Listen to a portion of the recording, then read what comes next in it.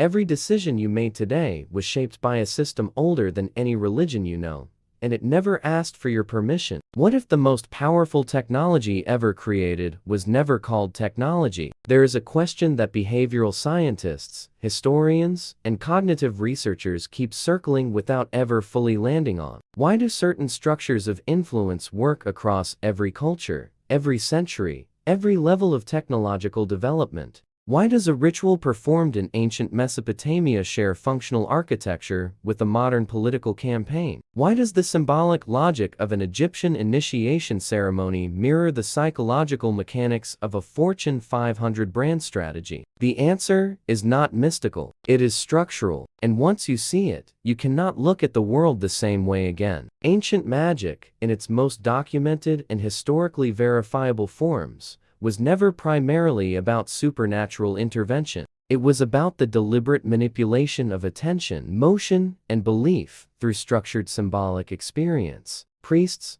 shamans, and initiates across unconnected civilizations discovered independently that human perception could be systematically shaped, that certain sequences of symbols, sounds, spatial arrangements, and repeated exposure produced predictable internal states in observers, that those internal states translated directly into behavior, loyalty, fear, submission, or devotion. That is not a primitive misunderstanding of the world. That is the earliest known applied psychology. Here is what almost no one notices when this history is told. The four structural elements that appear consistently across the most effective ancient ritual systems are remarkably precise, a clearly defined intention held by the practitioner. Symbolic reinforcement through repeated visual and sensory input, emotional activation at a specific moment of vulnerability or heightened receptivity, and systematic repetition over time till the response becomes automatic. Remove the ceremonial language and the religious framing,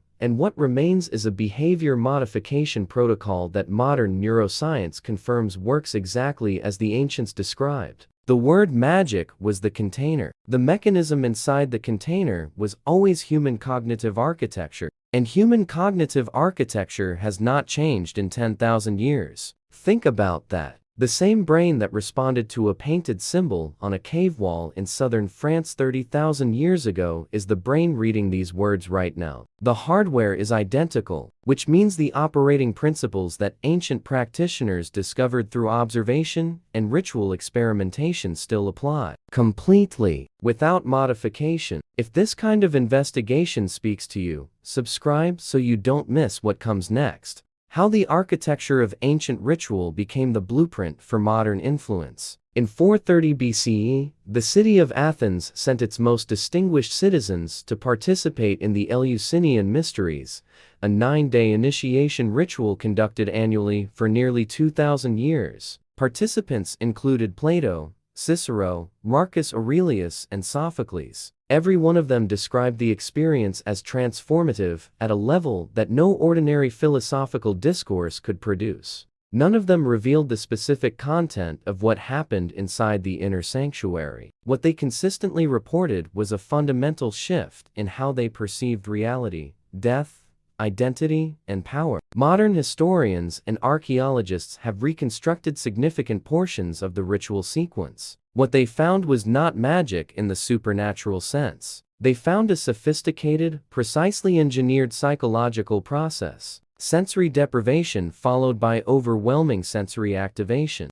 Symbolic death and rebirth narratives enacted through physical experience, not just described verbally. Strategic use of psychoactive compounds derived from ergot fungus in the ceremonial drink, combined with darkness, movement, sound, and symbolic imagery delivered at moments of maximum emotional openness. The result was a rewiring of deep associative networks in the participant's mind. The symbolic language of the mysteries became permanently linked to states of profound emotional significance, and that linkage altered behavior, loyalty, and perception for the rest of the participant's life. But here is where the pattern breaks open. This was not unique to Athens, not to Greece, not to the ancient world. The same structural sequence appears in the vision quest traditions of indigenous North American cultures. in the Kabbalistic initiation systems of medieval Jewish mysticism, in the Sufi practices of Islamic esotericism, in the Hermetic orders of 19th century Europe, and in the onboarding sequences, team culture rituals, and brand immersion experiences of the most successful corporations of the 21st century. Hidden belief systems that shape human perception without awareness do not require the participant to know they are being shaped. They require only that the emotional activation is real, the symbolic repetition is consistent, and the timing of reinforcement is precise. Drop a comment if this has ever crossed your mind. You might be more aware than you think. Why the same symbolic patterns appear in big tech, ancient temples, and modern politics. In 2012, a team of researchers at MIT Media Lab published findings on what they called social physics, the measurable ways that information and behavior flow through human networks. What they discovered, after analyzing billions of data points across multiple cultures and contexts, was that human behavior is far more patterned and predictable than any model of rational agency would suggest. People do not primarily make decisions through logical analysis. They make decisions through pattern recognition, emotional priming, and social mirroring. Then they construct rational explanations afterward. This was not a new discovery. It was a new confirmation. Every major system of applied occult knowledge in the historical record is built on this precise understanding. The Hermetic tradition, which influenced Renaissance science, political philosophy, and the symbolic architecture of institutions that still exist today, operated on the foundational premise that the universe and human consciousness share structural patterns, that by working with those patterns through symbol, ritual, and focused intention, a practitioner could influence outcomes that appeared to operate beyond ordinary causation. Strip away the cosmological language, and what remains is a sophisticated model of how pattern recognition, emotional activation, and behavioral priming interact in the human nervous system. A model that modern behavioral economics, social psychology, and AI-driven marketing have independently confirmed through empirical research. And this is exactly where it gets unsettling. The organizations with the deepest understanding of human behavioral architecture today are not universities or hospitals.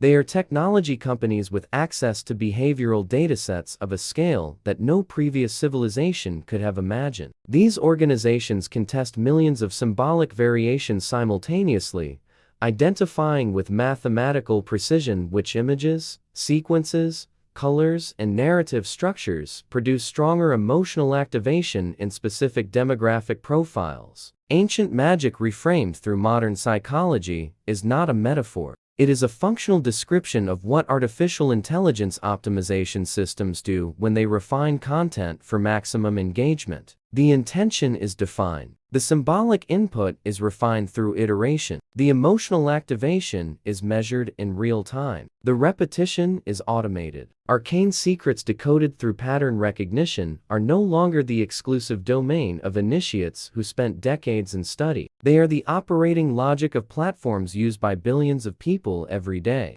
If this is shifting something for you, the like button tells the algorithm this conversation matters. It keeps this kind of content alive.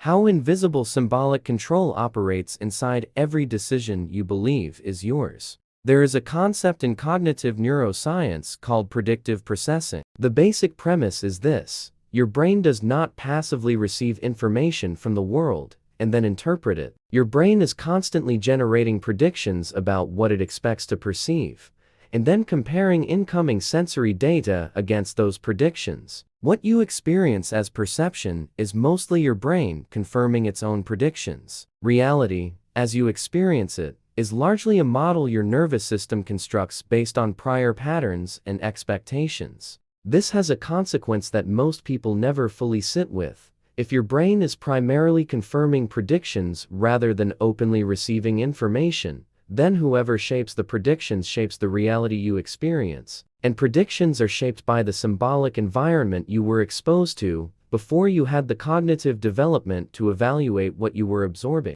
The occult awareness applied to professional and personal decisions that ancient initiatory traditions were transmitting was not, at its core, about accessing supernatural power. It was about becoming conscious of the predictive models operating in your own nervous system, seeing the assumptions that were installed before you could choose them, recognizing the symbolic associations that were built into your perception of authority, safety, threat, belonging, and value long before you ever made a conscious decision about any of them. The medieval Hermeticists called this the Great Work, not a metaphor for spiritual elevation in the vague sense, but a literal program of systematic self-investigation aimed at identifying every layer of conditioned response and bringing it into conscious awareness. The alchemical symbols they used were a technical language for describing internal psychological processes that would not have formal scientific names for another 400 years. Hidden meaning in everyday symbols and rituals is not found in esoteric libraries alone. It is found in the flag that makes your chest tighten, the logo that makes you feel safe or excluded, the musical phrase that transports you to a specific emotional state before you even recognize the song, the political symbol that activates certainty before you have processed the argument attached to it.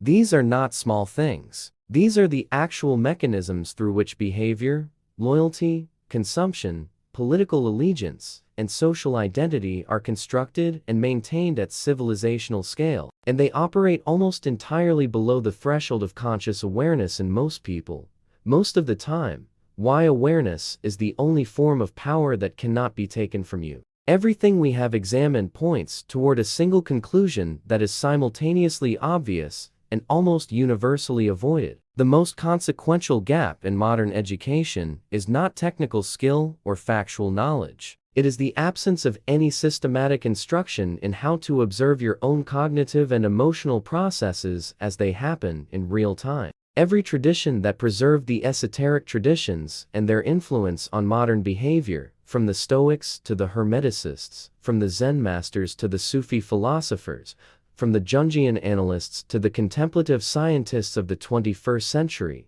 converged on the same essential practice: the cultivation of what various traditions called the witness, the observer, the watcher, the capacity to be present to your own internal processes without being automatically captured by them. This is not passive. It is the most demanding form of attention a human being can develop. Conscious witchcraft as a system of symbolic power was never about casting spells in the literal sense. At its functional core, in the documented practices of Western esotericism, it was about developing the capacity to choose which symbols you allow to organize your perception and which emotional associations you are willing to examine, challenge, and deliberately replace. It was about moving from a state of unconscious reaction to a state of conscious response. The difference is everything. An unconscious reaction happens before awareness. A conscious response happens because of it. And the gap between those two states is where genuine autonomy actually lives. Not in the absence of symbolic influence, which is impossible,